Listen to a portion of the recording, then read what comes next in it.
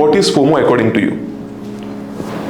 अगर हमारे बदन में खून है, खून के अंदर कुछ खराबियां है, तो चेहरे पे पिंपल निकलते हैं।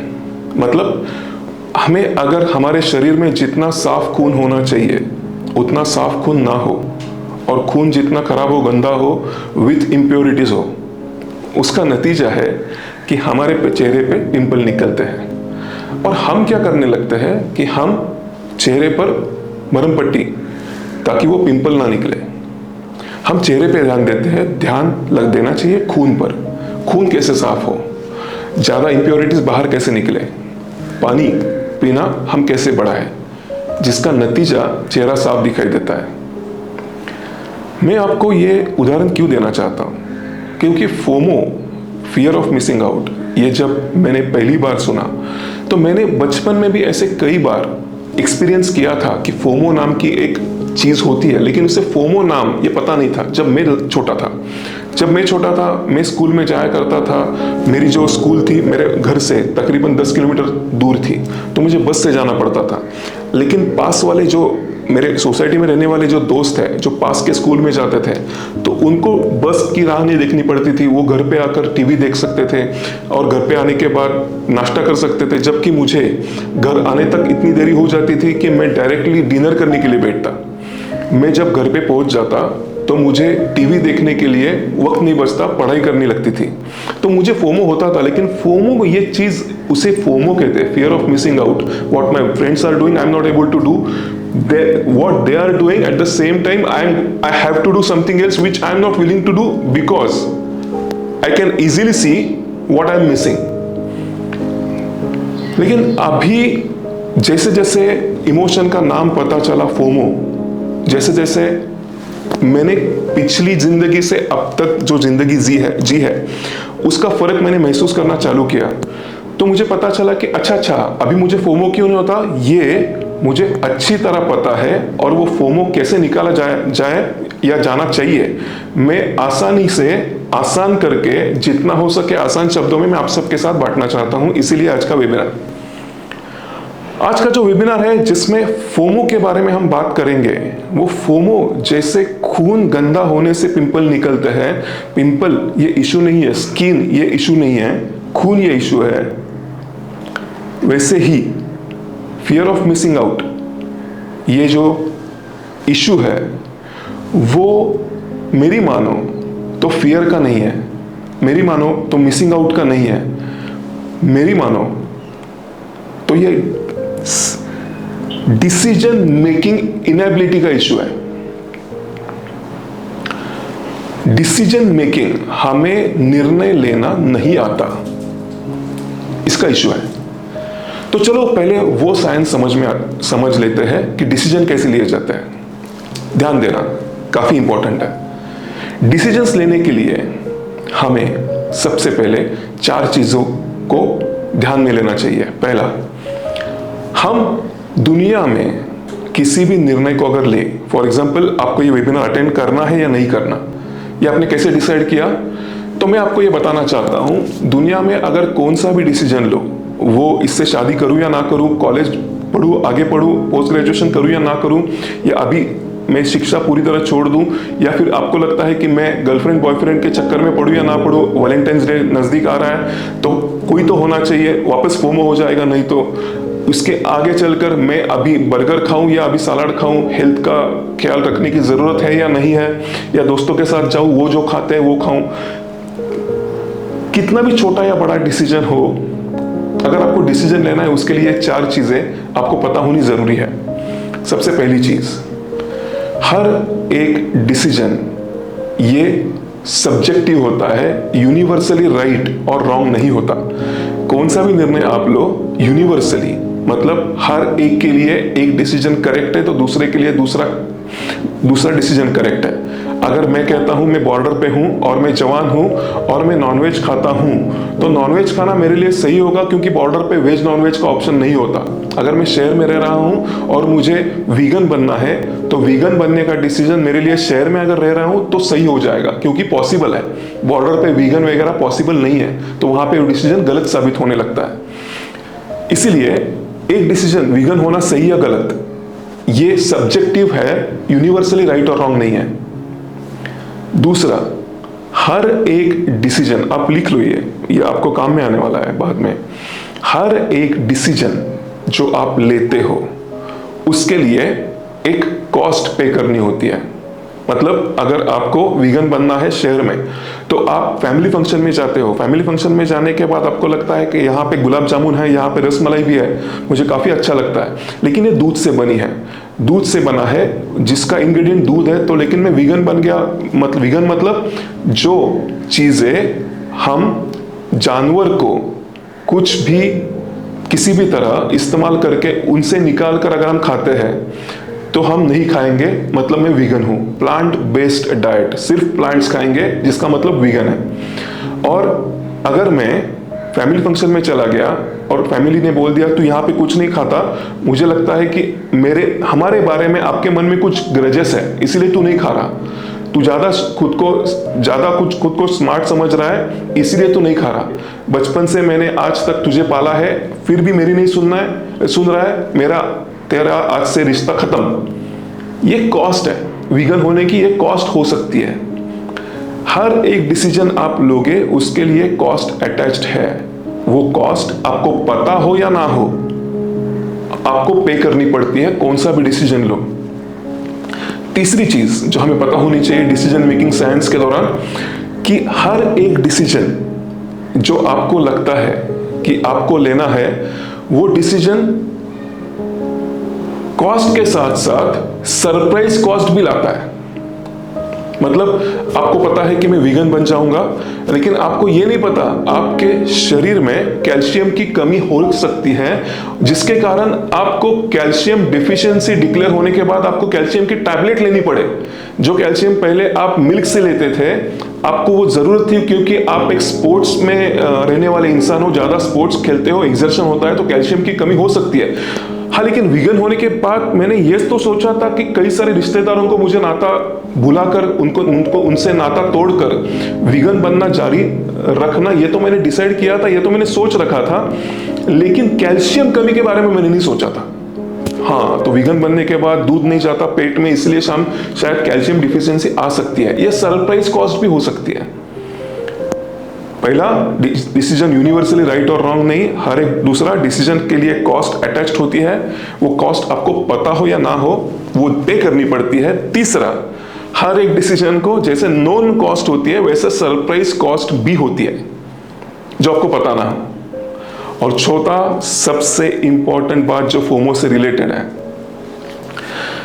आप डिसीजन करेक्ट लो या करेक्ट ना लो, आपका डिसीजन करेक्ट होना या करेक्ट ना होना ये किसके ऊपर निर्भर है।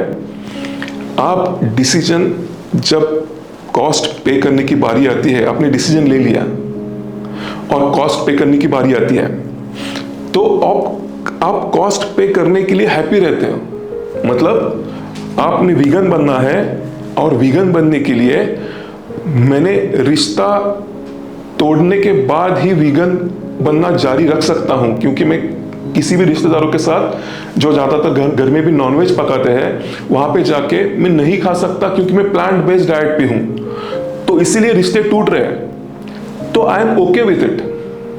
मैं रिश्ते टूटने की जो कॉस्ट है, कॉस्ट पे करना मतलब नतीजे भुगतना, कॉस्ट पे करना मतलब कुछ लिटरली पे नहीं करना है, जो उसके नतीजे कॉन्सिक्वेंसेस है उसको संभालना, उसको भुगतना, उसको मैं कॉस्ट पे करने के लिए, कॉस्ट पे करना इस तरह का मुहावरा इस्तेमाल कर रहा हूं। और कॉस्ट पे करने के लिए अगर हम हैप्पी है, कॉस्ट पे करते वक्त अगर हम हैप्पी है, तो वो डिसीजन हमारे लिए राइट साबित होता है। और on the other hand, if you are not happy paying the cost for the decision that we have made in the past, then that decision becomes wrong decision for me. मतलब suddenly calcium deficiency, अरे बाप रे, मैंने तो ठान लिया था कि मैं कभी भी गोलियां नहीं खाऊंगा, अब वीगन होने के कारण, कैल्शियम डिफिशियंसी आने के कारण अभी मुझे कैल्शियम की गोलियां लेनी पड़ रही है। गलत डिसीजन ले लिया। अभी हम कैल्शियम की गोलियां खाते वक्त मैं जो डिसीजन लिया वो अनहैप्पीली कॉस्ट पे करनी पड़ रही है, इसलिए मैं दुखी हूं, इसलिए मुझे लगता है कॉस्ट पे करते वक्त मैं दुखी हूं, जिसका मतलब डिसीजन मैंने गलत ले लिया। यहां तक समझ में आ गया विथ मी सो फार? हम इसके आगे जाने से पहले मैं आपको एक सवाल पूछना चाहता हूं। हम हैप्पीली कॉस्ट पे करें या ना करें, ये किसके ऊपर निर्भर लगता है? किसके ऊपर निर्भर है कि हम कॉस्ट पे करते वक्त हैप्पी हो या ना हो? ये किसके ऊपर निर्भर लगता है? हमारे लाइफ में जो चीजें हैं उस चीजों को आपने कितनी वैल्यू दे रखी है, उस वैल्यू को अगर हमें ज्यादा तरीके से अवेयरनेस से पता करना है तो वो पता करना जिसको हम कहते हैं प्रायोरिटीज, हमारे लिए लाइफ में सबसे ज्यादा वैल्यूएबल ये है, उससे कम वैल्यूएबल ये है, उससे कम वैल्यूएबल ये है, सबसे कम वैल्यूएबल है जो 100th नंबर वाला है वो ये है। ये अगर हमें अवेयरनेस हो तो हमें पता है कि हम हैप्पीली डिसीजन कब पे करेंगे। फॉर एग्जाम्पल क्या, मेरे लिए हेल्थ ज्यादा मायने रखती है, सबसे इंपॉर्टेंट है। मेरे लिए रिश्ते 20वें नंबर पे है, तो रिश्ते टूटे तो चलेगा, हेल्थ चाहिए। तो मैं रिश्ते टूटने के बाद भी वीगन बनना जारी रख सकता हूं, वो रिश्ते टूटने की कॉस्ट में पे कर सकता हूं। तो हमें यह पता होना चाहिए कि हमारे लाइफ में वैल्यूज क्या है। वैल्यूज मतलब हमारे लाइफ में जो कुछ चीजें हैं, वो स्टडी हो सकता है, फ्रेंड्स हो सकता है, करियर हो सकता है, माँ को वॉशिंग मशीन दिलाना हो सकता है, माँ और पिताजी को खुद का घर लेकर देना हो सकता है, खेती संभालते हुए उसमें कुछ ज्यादा टेक्नोलॉजी का इस्तेमाल करते हुए सबसे ज्यादा फसल उगाना, ये हो सकता है। हमारे गोल्स हो सकते हैं, हमारी हेल्थ हो सकती है, हमारे रिलेटिव्स हो सकते हैं, या फिर फेम हो सकता है, पॉपुलैरिटी हो सकती है, कुछ भी हो सकता है। क्या हो सकता है, उसके कुछ एग्जांपल्स दिए हैं इस स्लाइड में। ये जरूरी नहीं है कि उतने ही होने चाहिए, लेकिन इसके और इससे ज्यादा भी हो सकता है। लेकिन क्या हो सकते हैं उसके एग्जाम्पल्स इस स्लाइड में दिए हैं, जैसे properties, job, health, children, stress management, night outs, fame, money, mental health, socialise. ये हमारे लाइफ में इसमें से कई सारी चीजें कुछ भी मायने नहीं रखती, लेकिन इसमें से कई सारी चीजें काफी मायने रखती होंगी। इसमें से कई सारी चीजें ज्यादा मायने रखती होगी, इसमें से कई सारी चीजें कम मायने रखती होंगी।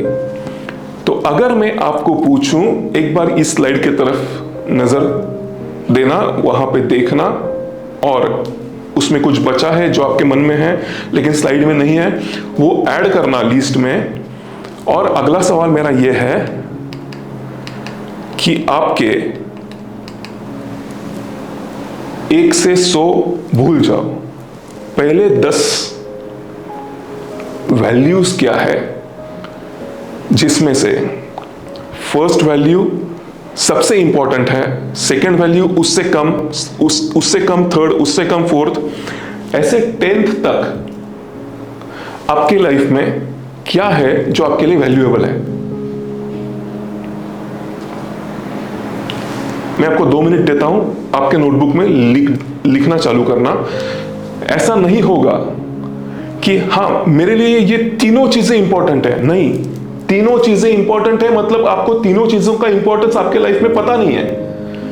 मेरे लाइफ में स्टडी इंपॉर्टेंट हो सकता है और फ्रेंड्स इंपॉर्टेंट हो सकते हैं, और दोनों भी इंपॉर्टेंट हो सकते हैं। लेकिन फ्रेंड्स अगर आपको बुलाए, कल एग्जाम है, या फिर फ्रेंड्स आपको बुलाए कि अरे चलो हम नाइट आउट करने निकलते हैं, 4 दिन का गोवा ट्रिप करके आते हैं, और 4 दिन की आपकी एग्जाम है, तो आप एग्जाम को बंक मार के दोस्तों के साथ जाओगे तो फ्रेंड्स आपका नंबर 1 प्रायोरिटी पाएगा।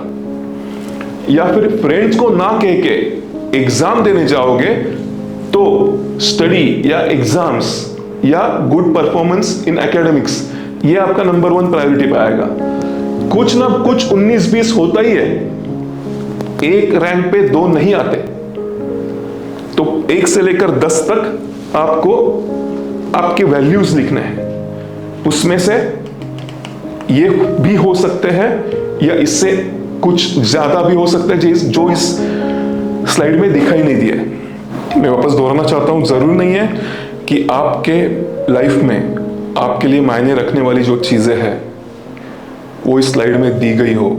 जरूरी नहीं है, वो स्लाइड के बाहर से भी हो सकती है जो आपकी लाइफ में हो रहा है। सबसे इंपॉर्टेंट चीज पहले नंबर पे, उससे कम दूसरे नंबर पे, 10वें नंबर तक आते आते ऊपर लिखी हुई 9 चीजें से कम इंपॉर्टेंट चीज 10वें रैंक पे आनी चाहिए। 9 तक आपने जो चीजें लिखी उससे कम इंपॉर्टेंट 10वें। ये लिस्ट 100 तक जा सकती है, लेकिन आज हमें फोमो समझने के लिए 10 तक ही काफी है। बाद में आप ये अपडेट कर सकते हो, चाहे 50 चाहे 100, कितना भी लिख सकते हो। जितना आपको लगता है आपको अवेयरनेस में होना चाहिए फोमो निकालने के लिए, उतनी लिस्ट बढ़ा सकते हो। लेकिन प्रिंसिपल लेवल पे समझ में आने के लिए कि करना क्या है, 10 नंबर तक अगर आपको पता है आपके लाइफ में जो वैल्यूज है, जो आपके लिए वैल्यूएबल है, वो क्या है, जिससे प्रायोरिटी डिसाइड होती है। अब आगे चलते हैं। जो आपने 1 से लेकर 10 तक आपने जो वैल्यूज लिखे हैं, उस वैल्यूज के लिस्ट को कहते हैं हमारे लाइफ की प्रायोरिटी। ये प्रायोरिटीज हर 6 महीने में बदलती है। फॉर एग्जाम्पल, हो सकता है कि आपके लाइफ में जब आप गांव में थे, जब आप जहां से भी आते हैं, आपका घर, आपका मुल्क कौन सा है, वहां पे जब हम रह रहे थे, तो आपके लिए सबसे इंपॉर्टेंट था आपके छोटी बहन का ख्याल रखना। वो बहन, ये सबसे प्रायोरिटी आपके लिए थी। लेकिन आप पढ़ने के लिए पुणे आ गए। पुणे आने के बाद अब आपकी पहली प्रायोरिटी हो गई स्टडी के बाद आपकी फैमिली के बाद दोस्त। जो एग्जाम्पल के तौर पे ये जो बदलाव आता है, वो बदलाव हमें पता होना चाहिए। हमारे लाइफ में जो प्रायोरिटीज है, जब भी कोई डिसीजन लेना है तो हमारे लाइफ में पहले 10 प्रायोरिटी में क्या आता है, वो बदलाव इंक्लूड करके वो लिस्ट रेडी होनी चाहिए। अगर वो लिस्ट रेडी है, हमें कैसे पता चलता है कि लिस्ट रेडी है या नहीं? कौन सा भी डिसीजन 30 सेकेंड्स के पहले हो जाता है। कितना भी बड़ा डिसीजन है, क्या मैं इस कंपनी का ऑफर स्वीकार करूं या ना करूं, मैं कंपनी में डायरेक्टली जॉब करूं या डायरेक्टली फैमिली बिजनेस में लग जाऊं, 30 सेकेंड्स में डिसीजन होता है तो लिस्ट रेडी है। तो इसलिए हर 6 महीने में बदलाव कुछ हमारी लिस्ट में आया या नहीं आया, नहीं, यही लिस्ट जारी रखेंगे अगले 6 महीने के लिए। ये डिसीजन भी हर 6 महीने में वो लिस्ट रिव्यू करने के बाद ही लेना, क्योंकि जैसे जैसे उम्र बढ़ती है हमारे वैल्यूज बदलते हैं। अभी हमारे लिए सबसे ज्यादा इंपॉर्टेंट होगा पढ़ाई, लेकिन जैसे ही हम जॉब करेंगे हमारे लिए सबसे ज्यादा इंपॉर्टेंट होगा जॉब, और उसके बाद आएगी पढ़ाई जब हम डिस्टेंट एजुकेशन लेना चालू करेंगे। इसीलिए रिव्यू करना इंपॉर्टेंट है।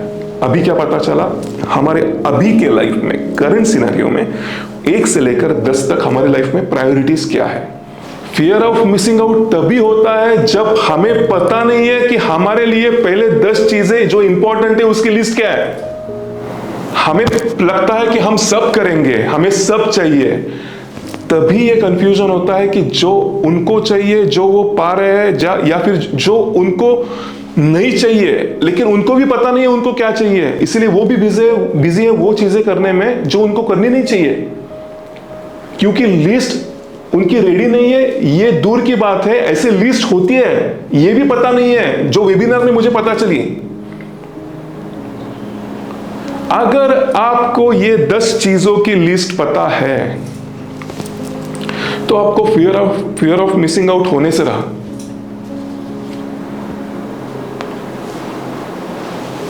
फॉर एग्जाम्पल, ये जो सुंदर चित्र निकाला है, ये ग्रुप है, ये अकेला यहां जा रहा है, इसे फियर ऑफ मिसिंग आउट हो रहा है, इसे फोमो हो रहा है। लेकिन मैं क्या यहां पे और एक चित्र लगाऊं, यहां पे और एक चित्र लगाऊं जहां पे मैं बर्फीला पहाड़ बनाऊं, और इसे पता है कि ये उसी अल्टीट्यूड पे फ्लैट सरफेस पे घूमने जाते हैं, लेकिन मेरे लिए ट्रेकिंग इंपॉर्टेंट है। मेरे लिए ट्रेकिंग इंपॉर्टेंट है और यहां पे मैं बर्फीला पहाड़ बनाऊं और वो अकेला ट्रेकिंग के लिए निकल गया और ये चारों घूमने जा रहे हैं जमीन पर, तो तभी क्या उसे फोमो होगा? उसे जो चाहिए उसकी तरफ वो बढ़ रहा है, उनको जो चाहिए या उनको पता नहीं क्या चाहिए, इसीलिए वो कहीं और तरफ बढ़ रहे हैं।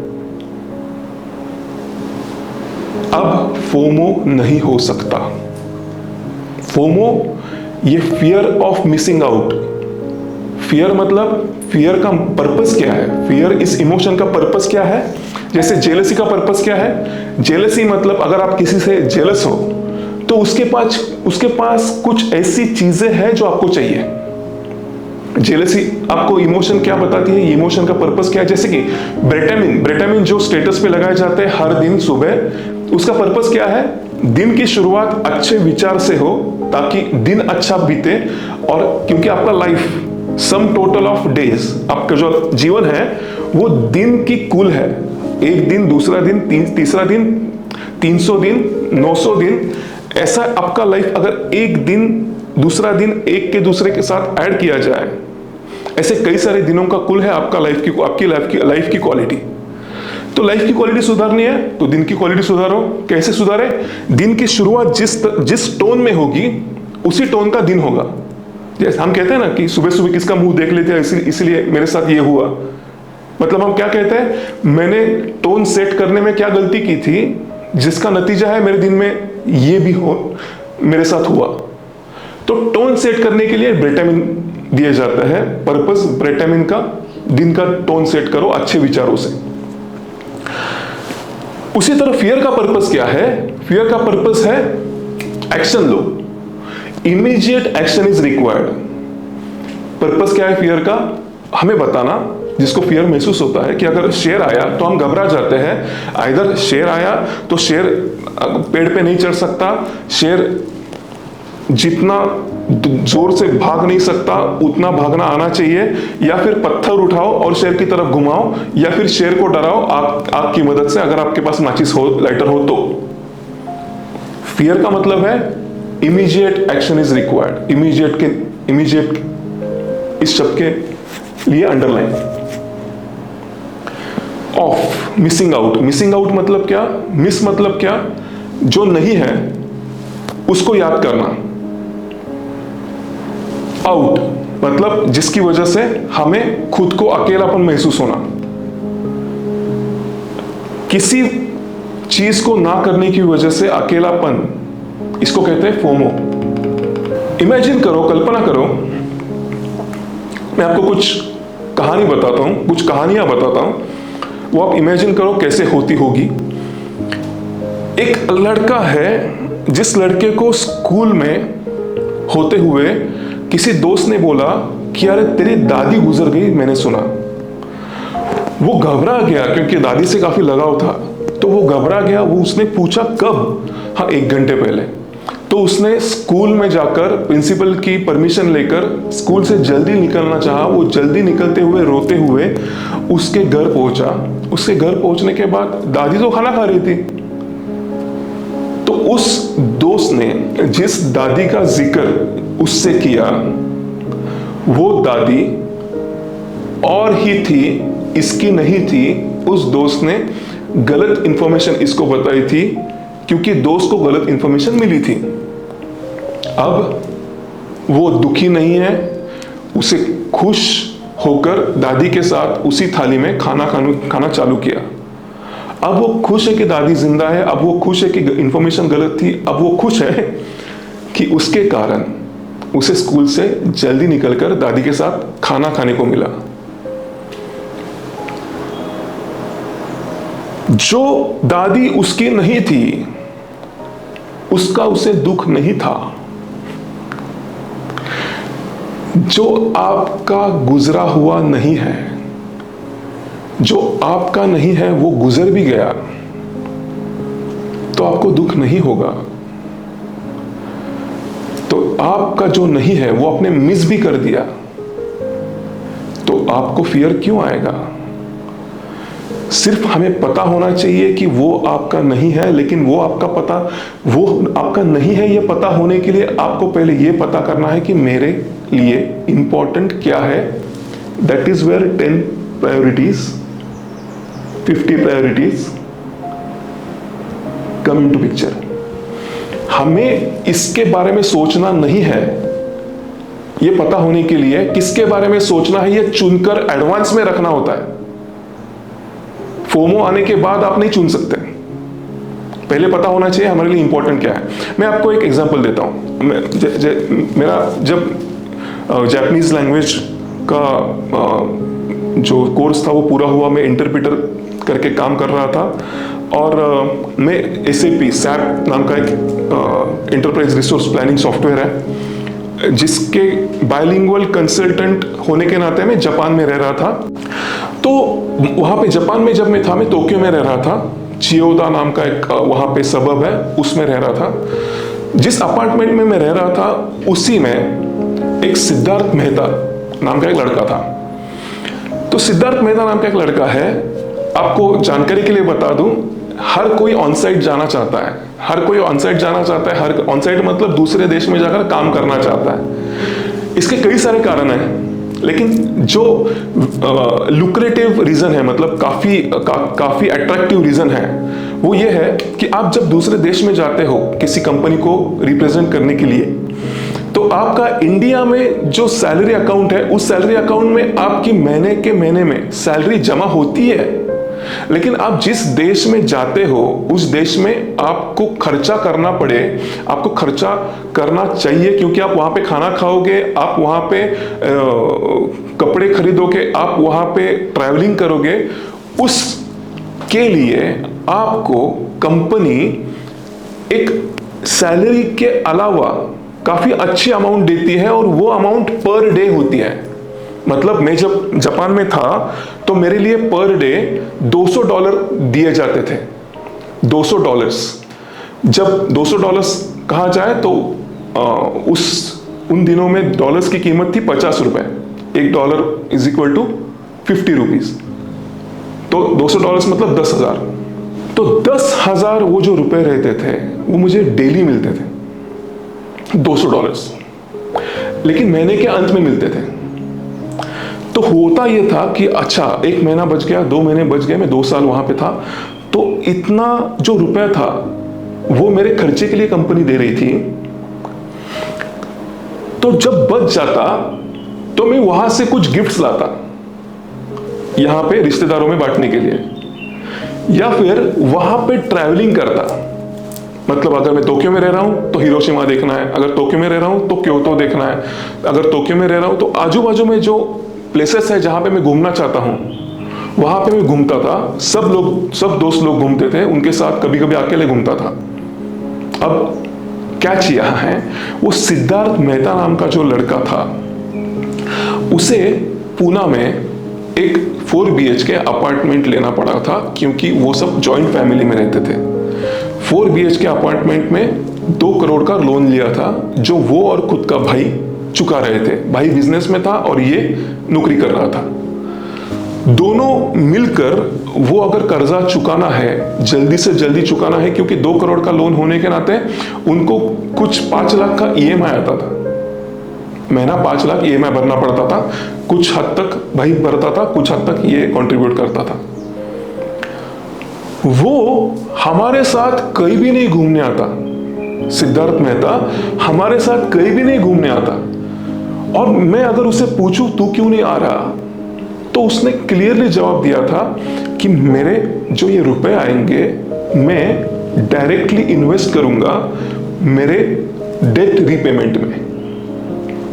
मैंने 10 साल का लोन ले रखा है, मुझे वो जल्दी से जल्दी चुकाना है। तो आप होकर आओ। जिंदगी में कभी वापस जापान आया तो मैं भी हिरोशिमा देख कर आऊंगा, मैं भी क्योतो देख कर आऊंगा। और वो खुश था कि वो घर में रहकर बचा रहा है, डॉलर्स बचा रहा है। नो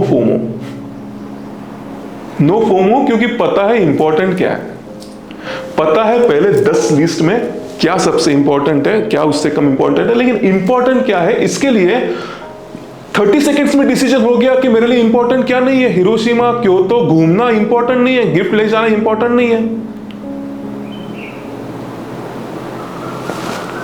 अगर ये समझ में आ रहा है तो मैं और एक कहानी बताना चाहता हूं। वो कहानी है उस दौर की जब मेरे मामा थे। मेरे मामा आज उनकी एज अगर कोई पूछता है तो 75 ईयर्स ओल्ड है, लेकिन वो अभी टेक्सटाइल इंजीनियर है, टेक्सटाइल कंसल्टेंट है। वो दुनिया के काफी सारे टेक्सटाइल इंडस्ट्रीज को कंसल्टिंग देते हैं और जिनका पर डे रेट है 55,000 रुपए। अगर वो एक दिन के लिए उनको बुक करना है तो 55,000 रुपए पर डे देने पड़ते हैं। ऐसे 6 महीने 1 साल बुक करते हैं कंपनीज, टेक्सटाइल कंपनीज उनको। मेरी माँ बोला करती थी कि जब, उनका नाम है सुरेश, वो सुरेश मामा जो थे वो 10वीं कक्षा में थे। 10वीं कक्षा में सब भाई बहन, मतलब 9वीं कक्षा से 10वीं कक्षा जाने के लिए जो समर वेकेशंस होती है, गर्मी की छुट्टियां होती है, वहां पे सब भाई बहन एक साथ गांव आते थे। सब आते थे, माँ बाप ने सबको लाकर रखा है इसलिए वो भी गांव आ गए। लेकिन गांव आने से पहले उन्होंने 10वीं कक्षा के पढ़ाई का सब सामान साथ में लिया। वो गाय भैंस के तबेले में जाकर पढ़ाई करते हैं। बाकी सब भाई बहन वो कुछ ना कुछ खेलते रहते हैं। वो जंगल घूमने जाते हैं, वो पहाड़ चढ़ने जाते हैं, वो नदी में कूदने जाते हैं और घंटों नदी में खेलते रहते हैं, लेकिन ये पढ़ाई करते रहते हैं। ये बात है तकरीबन 1975 की। वहां पे उन दिनों मेरिट होते थे। बोर्ड के मेरिट में आना मतलब रैंक में आना काफी रिस्पेक्टेबल, काफी एडमायरेबल अचीवमेंट था। और वो मेरिट में 12th आ गए पूरे महाराष्ट्र में। पूरे महाराष्ट्र में मेरिट में 12th आ गए।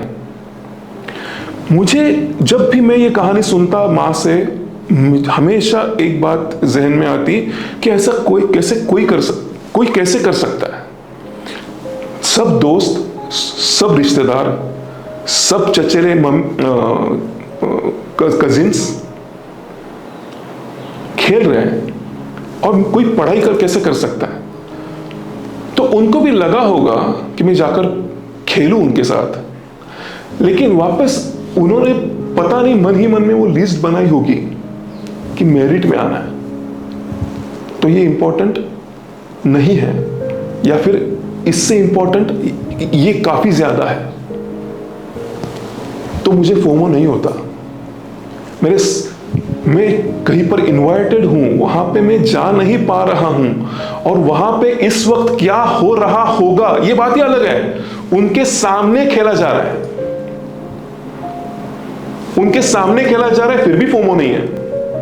तो अब तक हमने जो कहा, हमने जो डिस्कस किया, हमने जो सुना, हमने जो डिसाइड किया, हमने जो जाना, वो ध्यान में लेते हुए और उसमें कुछ और सॉल्यूशंस अगर हम ऐड करें तो कुल मिला के 5 सॉल्यूशंस में आपको इस वेबिनार के थ्रू देना चाहता हूं, जो जिंदगी भर के लिए फोमो का डर आपके लाइफ से निकाल देंगे, provided if you apply on them, provided if you execute them. 5 solutions, उसमें से सबसे पहला solution, know your first 10 priorities in life. और प्रायोरिटीज मतलब काफी इंपॉर्टेंट चीज है कि एक है कि मुझे लगता है कि यह प्रायोरिटी होनी चाहिए, और एक है मुझे पता है कि यह प्रायोरिटी है। फॉर एग्जाम्पल, मैं दिन में 4 बार मेरे बॉयफ्रेंड के साथ 1-1 घंटा बात करती हूं और पढ़ाई के लिए वक्त सिर्फ आधा घंटा निकालती हूं, तो मेरी प्रायोरिटी बॉयफ्रेंड है, पढ़ाई नहीं। हम अगर पढ़ाई को रैंक 1 पे लिखे तो आपको पहले पढ़ाई रैंक 1 पे है ये दिन के शेड्यूल में बताना चाहिए, क्योंकि जो हमारे लिए सबसे इंपॉर्टेंट होता है वो हम दिन में सबसे ज्यादा बार करते हैं।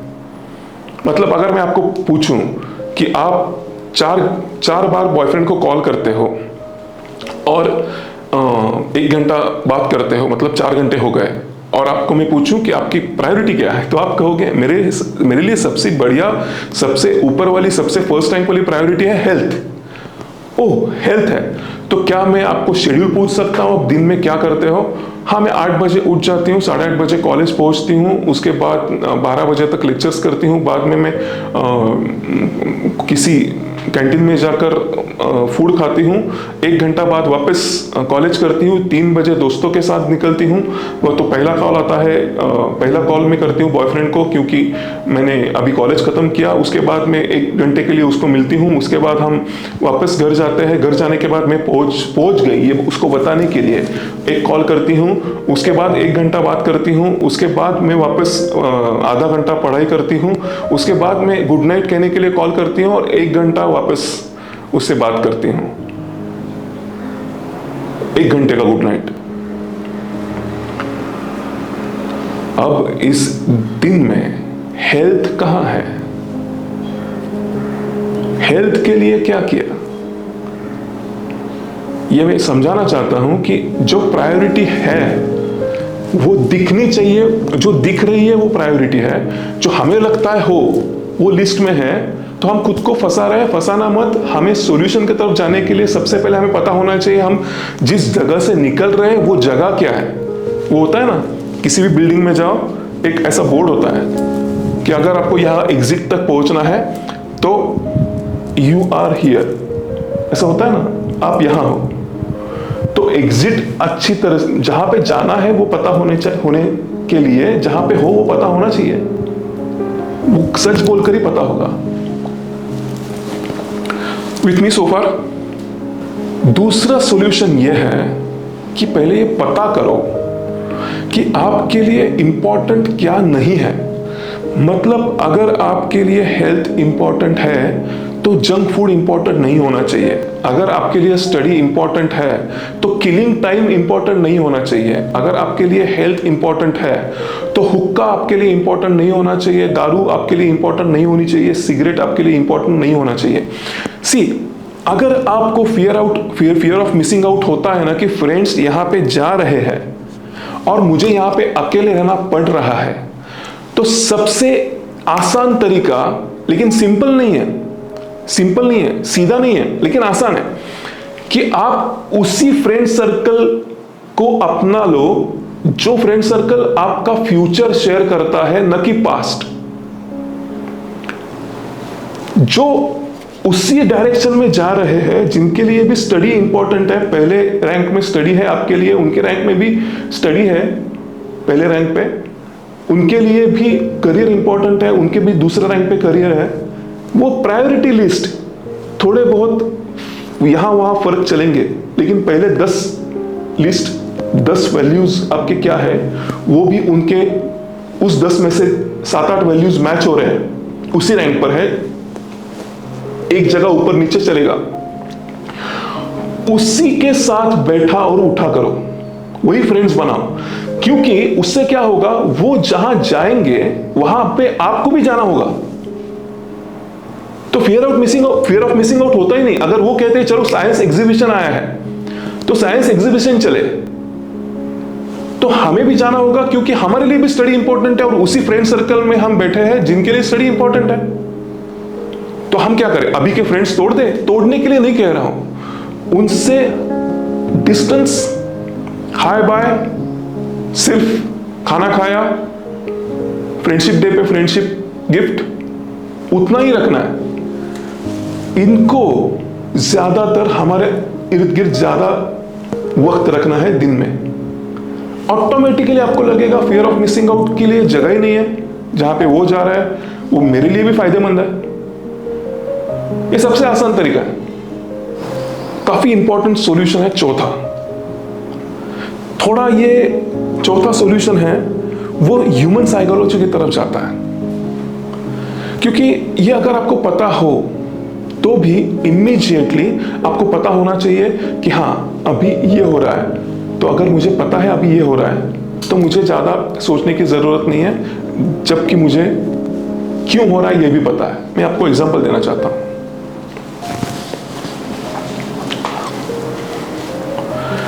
एक बिल्डिंग में एक छोटा बच्चा बड़े जोरों से आवाज निकालकर रो रहा है, जिसकी उम्र है 4 साल। वो अभी अभी स्कूल से आया है और आपके घर के ऊपर ही वो रहते हैं, ऐसा आप कल्पना कीजिएगा। जो बच्चा, एक फैमिली रहती है आपके घर के ऊपर वाले माले में, और वहां पे एक बच्चा जोरों से रो रहा है। वो रोने की आवाज इतनी आ रही है कि आपको नीचे कुछ भी करने में डिस्टर्ब हो रहा है। मतलब आप पढ़ना चाहते हो, आप पढ़ नहीं पाते हो।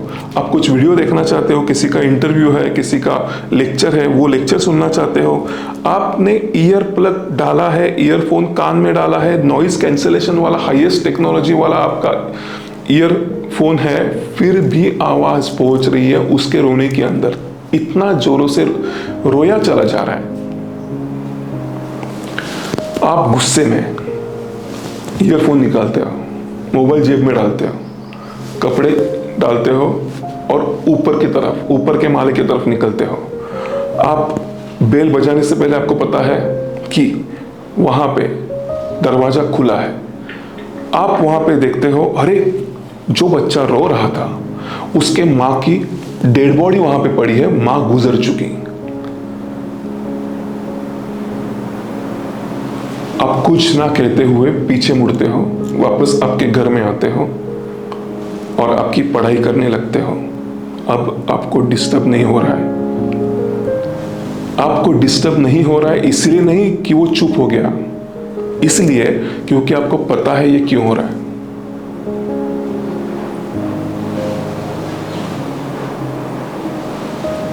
इसका और चौथे सॉल्यूशन का क्या वास्ता, समझाता हूं। क्या आपको कभी कंप्लेन होगी? क्या आपको कभी शिकायत होगी?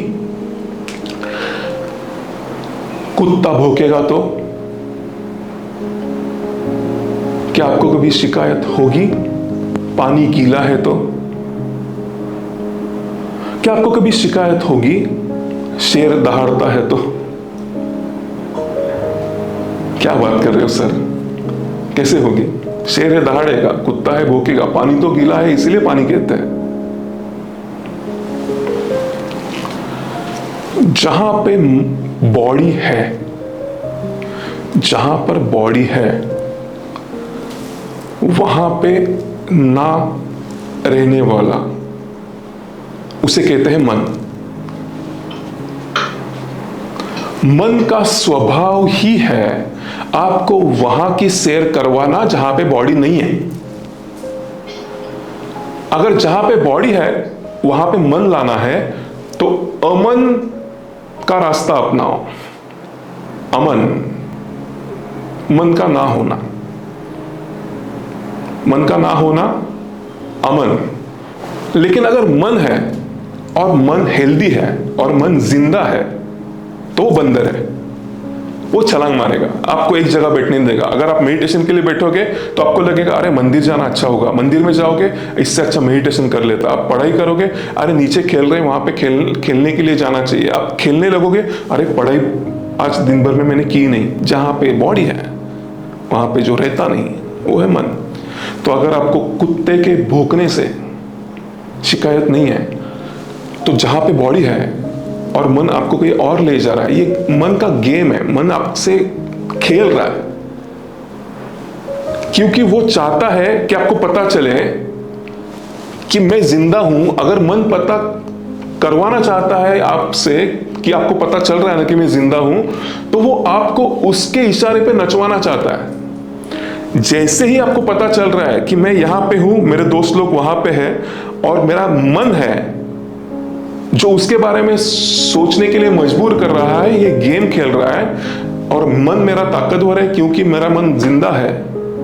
लेकिन ये मन का खेल है, आपको उसे ज़्यादा सीरियसली लेने की ज़रूरत नहीं। आपका फोकस फर्स्ट सॉल्यूशन पे होना चाहिए। Know your 10 priorities. तो मन को उस 10 प्रायोरिटीज पे लाने के लिए जहां पर मन जा रहा है और आपको फोमो दे रहा है, वहां से पहला फुसला कर वापस लाकर उसे 10 प्रायोरिटीज के बारे में सोचने के लिए मजबूर किया जा सकता है। पहले पता तो चले कि ये मैं मन कर रहा था, मैं नहीं। इससे दूसरी बात पता चलती है, आप मन नहीं हो, मन आपका है। अगर आप ही मन होता तो आपका मन कैसे होता? का मतलब क्या? आई पजेस माइंड। का मतलब मन बिलोंग्स टू मी, मतलब आप मन नहीं हो ना। नहीं तो आप ही मन होते तो मन आपका ऐसे क्यों कहते हैं?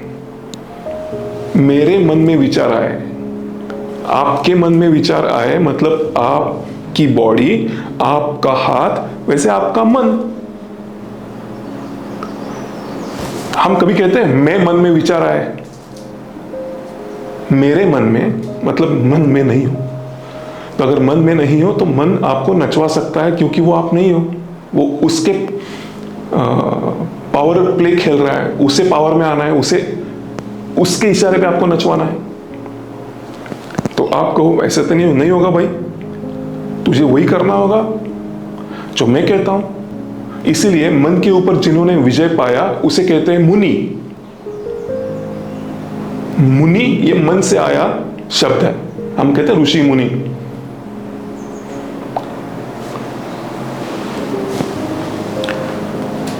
अगर आपको फोमो हो रहा है तो हाँ ये सर ने बताया था मन आपके साथ खेलेगा, तो मन को कहो कि हाँ वो नहीं, मेरे लिए सबसे इंपॉर्टेंट है होलिस्टिक ग्रोथ। तो होलिस्टिक ग्रोथ के लिए वो जा रहा है मूवी, वो जा रहा है किसी के साथ झगड़ा करने, मुझे अभी होलिस्टिक ग्रोथ करनी है, तो क्यों ना मैं वही समय किसी और किताब को पढ़ने के लिए लगा दूं। 4 पेजेस आएंगे, 4 पेजेस का मुनाफा, तो 4 पेजेस का मुनाफा वहां जाता तो वो भी नहीं होता मुनाफा।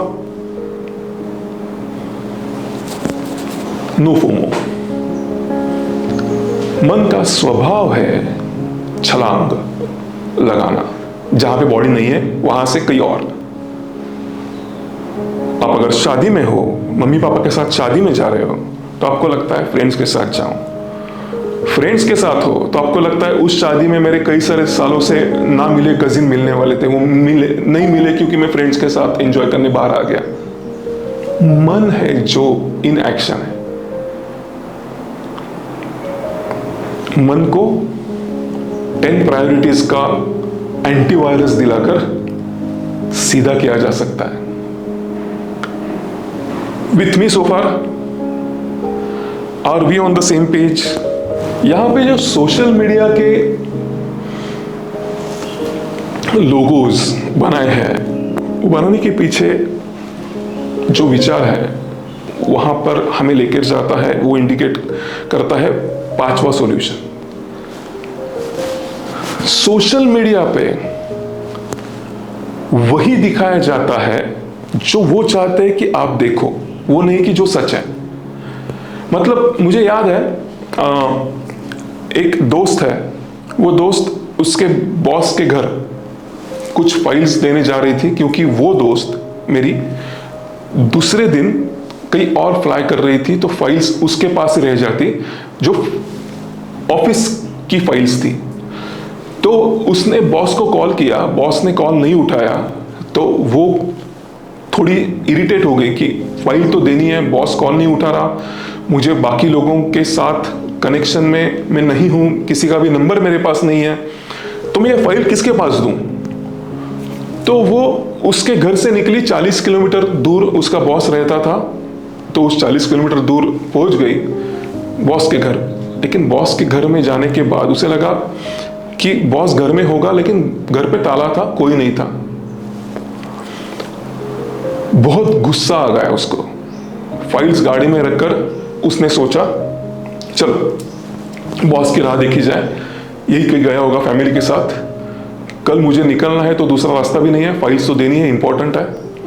तो बारिश चालू हो गई, बारिश चालू हो गई, वो और इरिटेट हो गई। इरिटेट होने के बाद वो भागती हुई आई बॉस के उस दरवाजे के पास, उसने सहारा लिया और वहाँ पे कपड़े गीले ना हो उसके लिए वही खड़ी रही। और खड़ी रहने के बाद उसने सोचा एक सेल्फी निकालती हूँ। मोबाइल निकाला, उल्टी हो गई, दरवाजे की तरफ कैमरा, बारिश का व्यू, सेल्फी निकाला और पोस्ट किया, एंजॉइंग द रेन्स।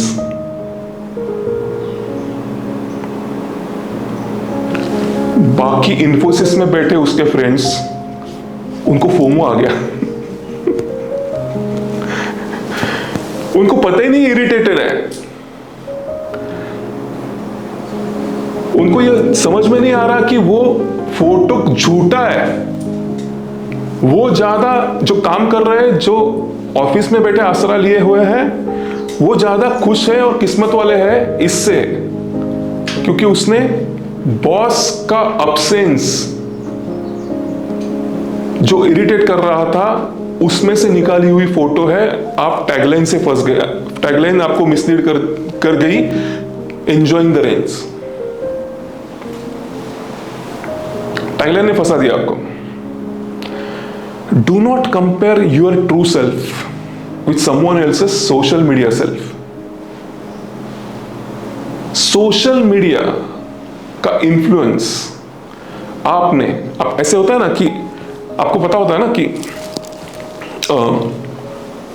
जब मैं बचपन में, जितेंद्र नाम का एक हीरो था जिसकी मूवीज दूरदर्शन पे आती थी, तो मैं हमेशा I was wondering how come Jitendra got killed in the earlier movie and next movie released with him being alive again.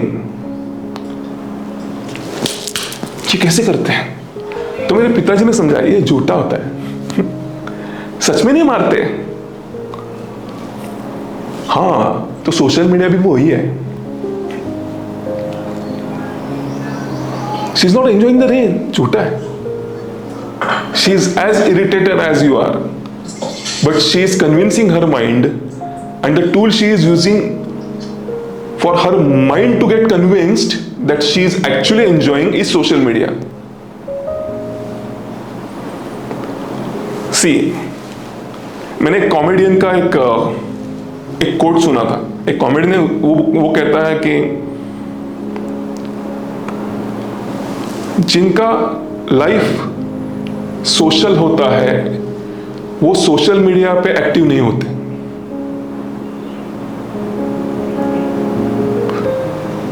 उनको सोशल मीडिया की जरूरत नहीं है जिनका लाइफ सोशल है। और वो काफी सच बात है उसमें। अगर मैंने सोचा कि अगर एक कोई वेल्दी इंसान है तो वेल्दी इंसान इंटरेस्टेड नहीं है उसकी वेल्थ शो ऑफ करने में। जो गरीब है उसे लगता है कि लोग मुझे अमीर समझे, वो इंटरेस्टेड है फेरारी में। जो फेरारी ले सकते हैं वो होंडा सिटी में घूम रहे हैं।